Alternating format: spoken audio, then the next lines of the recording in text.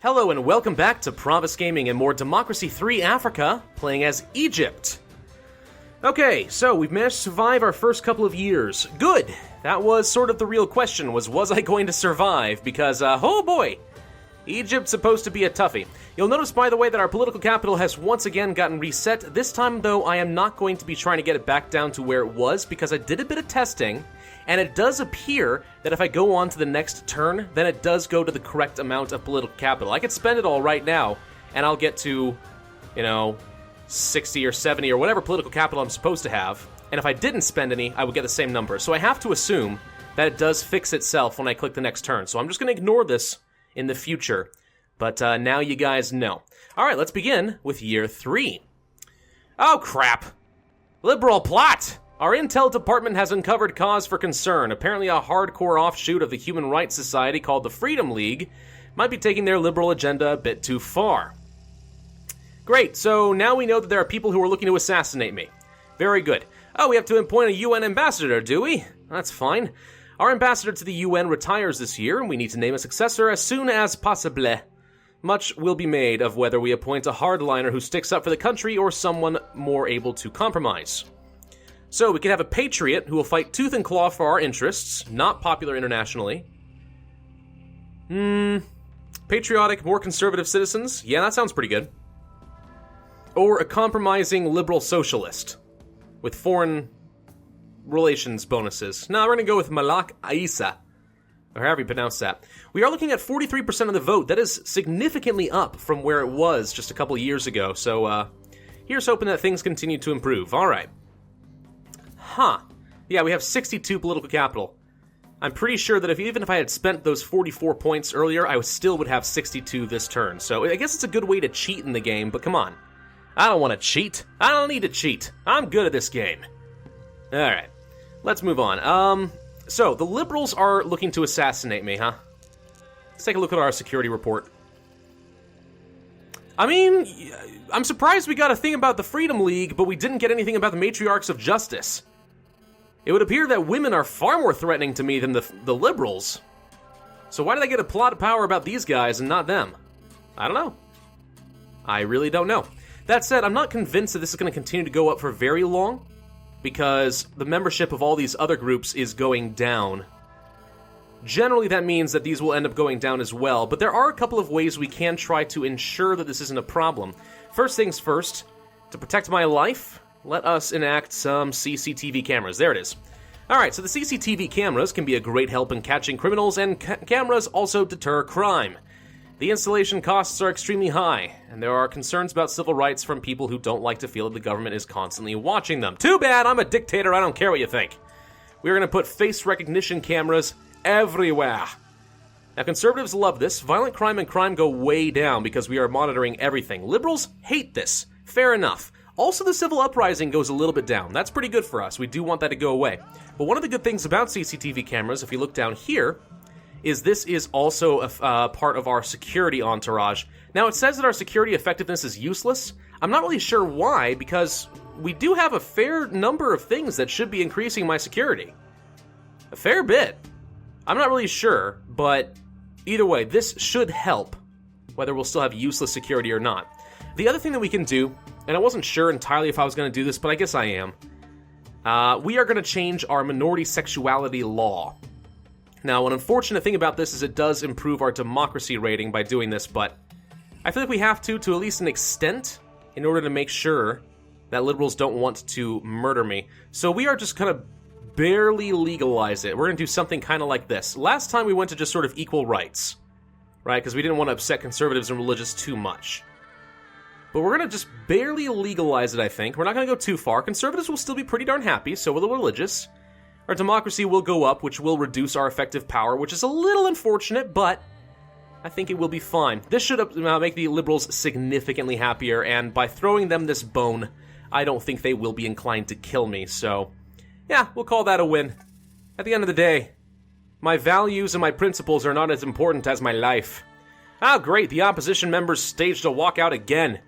Democracy goes down, stability, foreign relations, nobody likes this, blah blah blah. That sucks. 55% of the vote. This is the first time we're actually looking at a majority, though. That's pretty good. I do like that. All right, let's see. How are we doing as far as money? 17 billion right now. Income is primarily due to the income tax and then the flat income tax, which I did see quite a few people had some opinions on that in the last video, which is really interesting because I didn't necessarily endorse a flat income tax. Some people were saying, oh, the flat income tax is a terrible idea and free market capitalism never works and blah, blah, blah. Okay. I mean, if you believe that, fine. I stand by what I said, but, you know, interesting. And then some people were like, I'm glad you defended the flat income tax as a superior system. And I'm like, I didn't necessarily say that either. There's a logic to both. You know? I mean, I don't know. I don't know if I want to get into that debate again, but whatever. The point is, we are making some money, and our GDP is still pretty much at rock bottom, so once this takes off, we can expect to be ridiculously rich, which will be awesome. You know, there's some things we can do to actually try to improve that.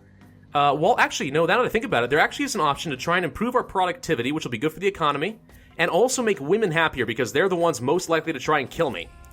And that would be child benefits or child care provision? I think it's child care provision. That's also a lot more expensive. I'm pretty sure child care provision is the one we want. This is expensive. It's going to cost me a lot of money. A few billion pounds per quarter, but women will be a little bit happier, which is good. The matriarchs of justice will be less likely to kill me. Productivity actually goes up quite a bit, which is very nice. Unemployment goes down. Parent membership goes up. Interestingly, I don't know why the parents are listed here, because no matter what I do, it makes no impact. So I feel like parents used to be pleased with child care provision, and then they switched it over to women, specifically, instead of the fathers, and they never removed parents from the list. At least, that's my theory. Gender inequality also goes down, which should make women a bit happier as well. So, a little bit of upset with the capitalists, but again, I don't really care about them or the socialists. I'm just doing whatever seems right. I'm pragmatic. So, that's fine with me. Absolutely fine with me, and the extra productivity actually makes it totally worth it, in my opinion. There's also something that somebody mentioned in the previous video, and I've never looked at what it was they were talking about. What was it? It was the Financial Services Regulation. There it is. I've never used this before, because last time we were going capitalist, so I had to assume this was against capitalism because it's a regulation thing, but maybe, maybe not. It's 40 political capital. It's not too expensive. Let's try it. All right, we lose corruption. We increase foreign investment, international GDP. Wait, holy crap, this is really good. Oh my gosh. Reduce the corruption by that much. Foreign investment, international trade, and GDP by 8.8%. Why are the capitalists so unhappy? Socialists like it because it's a regulation thing. Wait, this doesn't... Huh. It's interesting. This is actually not quite what I expected it to be. Regulating financial services establishes market confidence, stabilizes a financial system, protects consumers, and reduces financial crime. As well as establishing a code of conduct for market participants to follow, monitoring and enforcement agencies strengthen the implementation of regulation. Free and fair financial markets promote investment and trade, and are the precursor to a large and lucrative finance sector. Okay, but, It's interesting. Maybe my hackles rose when I saw the word regulation and it shouldn't have been. I don't know. It doesn't say what I'm regulating per se. I mean, financial services is kind of a broad term. Am I basically establishing some basic rules like thou shalt not rip off your investors? I mean, is that what this basically means? In which case, hey, fine. That's just making everyone play by a rule. But is this actually like a form of protectionism and or government interventionalism in the financial sector? I don't know. Whatever it is, for the purposes of this game, that's fantastic. Screw you, capitalists. This is excellent. I love a massive swing to the GDP, almost 9%. Jeez whiz. Ah. Message from Amumu Hafez. Currently working as transport, displeased with our current government policy.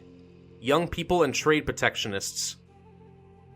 That could be bad. Tourist resort attacked. Uh-oh. Terrorists have attacked tourists in a popular holiday resort. 3 foreign visitors have been killed and dozens more injured. We must decide whether to respond to this shocking event by declaring a state of emergency. So do we declare one? A state of emergency is necessary. The terrorist attack was not expected and we have no information as to who the perpetrators were. or whether there are attacks planned, civil rights must be suspended until the country is secure once more. Or do not declare, emergency laws fundamentally undermine the constitution of the country, and although it makes preventing another attack harder, the rights of our citizens must remain intact. Declaring a state of emergency would cause the type of disruption and fear in our society that the terrorists intended. See, personally, I'm on this one. I would definitely be on this side. What's better for our game, though? This might be a bit more dictator, but I'm kind of worried that this is going to increase the civil unrest and reduce stability. I am not going to declare. Okay, skill shortage is at an end. That is so good. That's so good. Oh, finally. All right. GDP is going to start upticking. I don't know when. I don't know how. I feel like I'm quoting something directly from The Little Mermaid right now, but still, that will eventually be going up. That is great. Skill shortage is gone means that our education has gotten back on track. All right. So if that is true then, if our GDP is going up very soon, then that means we probably should try to deal with the pollution and the asthma epidemic as soon as we can before the GDP gets too high. Because once the GDP gets up toward the top, and you know it's going to snowball out of control really quickly. Once it gets there, we are never going to get rid of asthma or pollution. So if we start enacting some smart policies now, maybe, just maybe, we'll be able to get rid of those and keep them out of here. All right, so let's focus on the environment for a bit then. Well, let's see. Clean fuel subsidies are usually pretty good. Costs a little bit of money. Environment goes up, which is what we really care about the most. And it makes some people happy. Cheaper gas for them, subsidies, blah, blah, blah. What else can we do? Car emission limits would work pretty well. Yep, there we go. That's actually huge for the environment. Good lord, 21.73%. Car usage goes down, which does the same sort of thing. CO2 emissions actually does not impact the environment so much as foreign relations, but that's still important for us.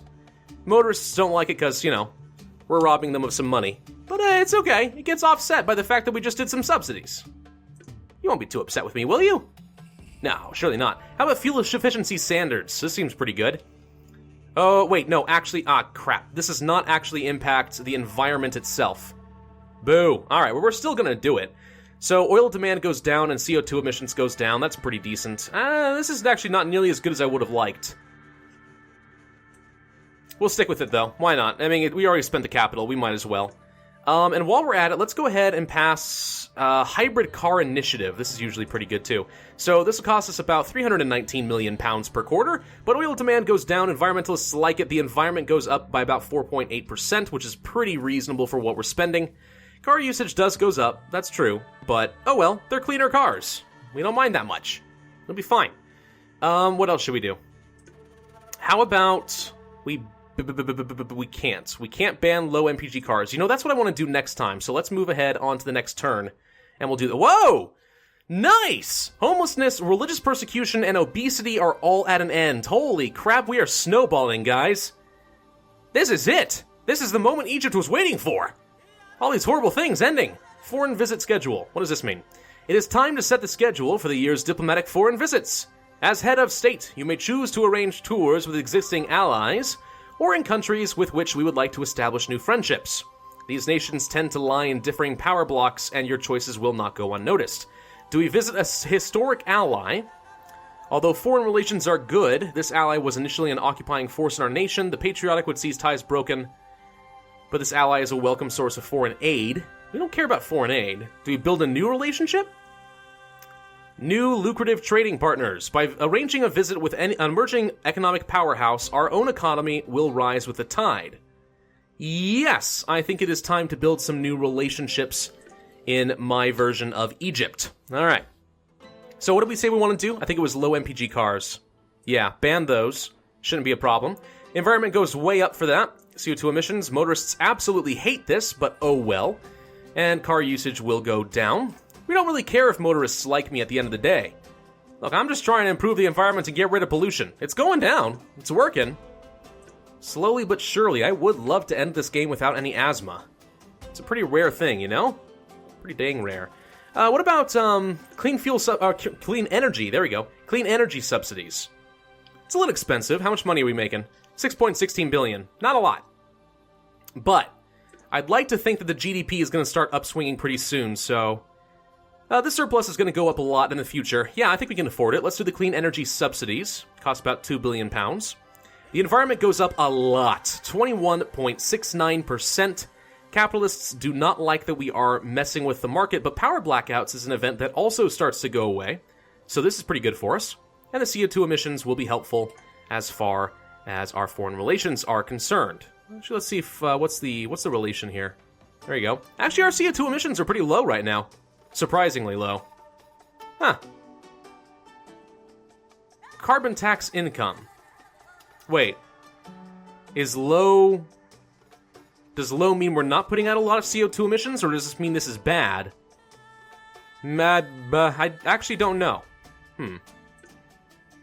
Okay. Why have I got a little swirling... I got a little swirling blue circle on my mouse for a second there, and I'm not sure why. Huh.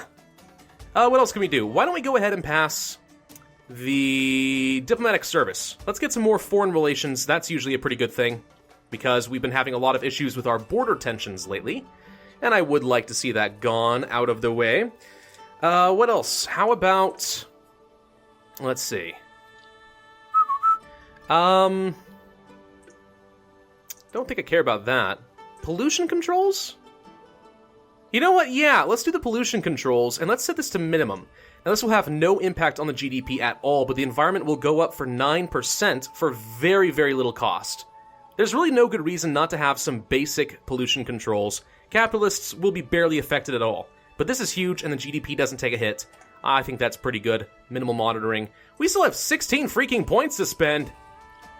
Alright, fine, why not? How about bus subsidies? No, wait, subsidized school buses. That's even better.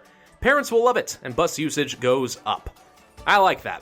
Alright, well that is where we are going to end this video. Thank you guys for watching. This has been Pravus. I hope you enjoyed this video. If you did, then be sure to hit that like button, leave a comment, and subscribe. And I, as always, will see you guys next time.